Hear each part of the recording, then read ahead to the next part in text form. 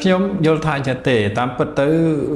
រាជរដ្ឋាភិបាលលោកមានឆន្ទៈក្នុងការបង្ក្រាបហើយអ្វីដែលសំខាន់ណា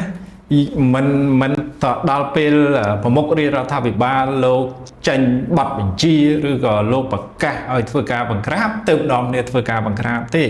ដើម្បីឲ្យមានប្រសិទ្ធភាពហើយកុំឲ្យវែកចោលបានន័យថាអាជ្ញាធរមូលដ្ឋានចាប់ពីមូលដ្ឋានឡើងនឹងត្រូវតែអនុវត្តជាប្រចាំបានន័យថាឲ្យតែមានត្រូវតែបង្ក្រាបអាហ្នឹងគឺវាមានប្រសិទ្ធភាពហើយប៉ុន្តែចាំបង្ក្រាបហើយស្រាប់តែរាជរដ្ឋាភិបាលលោកមិនបានរំលឹកទៅក៏ស្ងាត់ទៅមកទៀតហើយអញ្ចឹងបានន័យថាអាជ្ញាធរនឹងត្រូវអនុវត្តជាប្រចាំដោយភ្លៀងរលឹមអញ្ចឹងបានន័យថាកុំភ្លេចអនុវត្តឲ្យជាប់អញ្ចឹងកាលណាបង្ក្រាបហើយអនុវត្តឲ្យជាប់វាអត់អាចទៅរីកធំបានទេគ្រាន់តែកើនបោតិចតិចបង្ក្រាបបានអាហ្នឹងវាជារឿងមួយដែលយើងអាចថាវាមានប្រសិទ្ធភាពទៅបានយើងជាអង្គការសង្គមស៊ីវិលយើងអត់ចង់ឃើញការបង្ក្រាបដោយការវេចចោលបានន័យថាចោលបើយើងវេចទៅវាផុតទៅដល់ពេលឈប់មកវិញអញ្ចឹងដើម្បីកុំឲ្យការបង្ក្រាបនឹងវាដូចការវេចចោលអញ្ចឹងគោលនយោបាយឬក៏ការតាំងចិត្តនិងការបដិញ្ញារបស់រដ្ឋាភិបាលយើងឃើញមានយន្តការច្រើននៅក្នុងការបង្ក្រាបប៉ុន្តែអ្វីដែលសំខាន់គឺឆន្ទៈនិងការបដិញ្ញាចិត្តនឹងបើសិនជាយើងធ្វើទៅតាមគោលការណ៍ច្បាប់តាមយន្តការដែលមានស្រាប់អាហ្នឹងគឺអាចនឹងធ្វើទៅបាន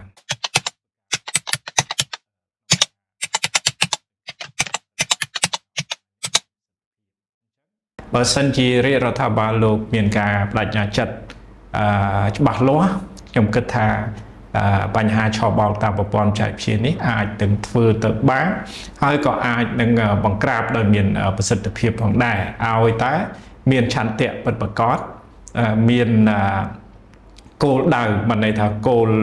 នយោបាយច្បាស់លាស់នៅក្នុងការបង្ក្រាបនិងការទប់ស្កាត់នឹងចំណុចទី1គឺការអនុវត្តច្បាប់បានន័យថាការអនុវត្តច្បាប់នេះត្រូវអនុវត្តឲ្យមានប្រសិទ្ធភាពហើយខ្ញុំគាំទ្រនៅប្រសាសន៍ឬក៏អនុសាសន៍របស់សម្ដេចនាយករដ្ឋមន្ត្រីដែលលើកឡើងថាមន្ត្រីណាដែលពាក់ព័ន្ធជាមួយនឹងការឆបោកតាមប្រព័ន្ធចែកជានេះត្រូវតែអនុវត្តតាមច្បាប់ហើយត្រូវមានចំណាត់ការមុនគេអានឹងបានន័យថាសម្អាត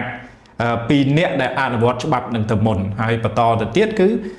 ជនណាក៏ដោយឲ្យតែពាក់ព័ន្ធជាមួយនឹងបទល្មើសហ្នឹងត្រូវតែអនុវត្តតាមផ្លូវច្បាប់ទី2ដូចគ្នាដែរអង្គើពុករលួយជនណាក៏ដោយឲ្យតែមានការពាក់ព័ន្ធជាមួយនឹងអង្គើពុករលួយដែលមានការខុបខិតឬក៏ទទួលផលប្រយោជន៍ពីការឆបោកតាមប្រព័ន្ធអនឡាញហ្នឹងត្រូវតែអនុវត្តតាមផ្លូវច្បាប់ឲ្យមានប្រសិទ្ធភាពណាបាទ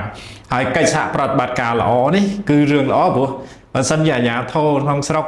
យើងធ្វើការ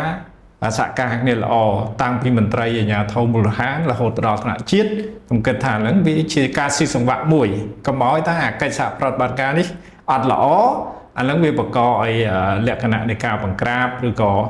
ផលលំបាកនៃការបង្ក្រាបទៅវិញណាអាហ្នឹងគឺទាមទារឲ្យមានកិច្ចសហប្រតិបត្តិការរវាងអាជ្ញាធរគ្រប់លំដាប់ថ្នាក់ដែលពាក់ព័ន្ធជាមួយនឹងការបង្ក្រាបនឹងហើយមួយទៀត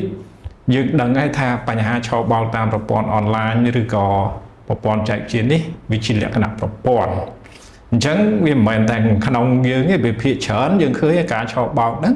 ភាគច្រើនជាជនបរទេសនិងជនបរទេសអញ្ចឹងមានបណ្ដាញច្រើននៅខាងក្រៅអញ្ចឹងឯងដែលទាមទារឲ្យមានកិច្ចសហប្រតិបត្តិការជាមួយបណ្ដាប្រទេសជិតខាងនិងបណ្ដាប្រទេសក្នុងតំបន់ហ្នឹងដើម្បីរួមគ្នាទប់ស្កាត់បាទ